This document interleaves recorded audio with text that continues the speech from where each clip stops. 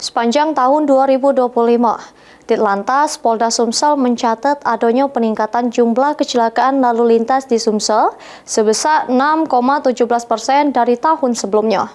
Meski itu, pelanggaran lalu lintas turun 21,74%, diiringi dengan turunnya jumlah korban meninggal dunia.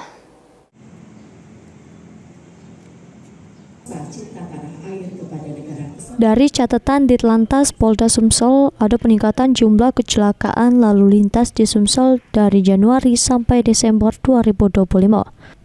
Dibanding tahun sebelumnya, peningkatan tersebut sebesar 6,17% atau bertambah 159 kasus. Dari 2.577 kasus pada 2024 jadi 2.736 kasus pada 2025. Meski itu, jumlah pelanggaran lalu lintas turun signifikan sebesar 21,74%. Dari 202.117 pelanggaran pada tahun 2024, jadi 158.122 pelanggaran di tahun 2025, atau berkurang 43.953 pelanggaran. Sedangkan jumlah korban meninggal dunia akibat kecelakaan lalu lintas juga menurun 13,75%. Yang mana pada 2024, polisi mencatat 778 orang meninggal dunia.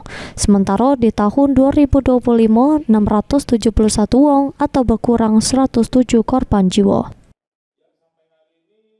Jumlah korban meninggal dunia akibat kecelakaan lalu lintas pada tahun 2024 itu sebanyak 778 orang, sedangkan di tahun 2025 sebanyak 671 orang atau mengalami penurunan sebanyak 107 orang.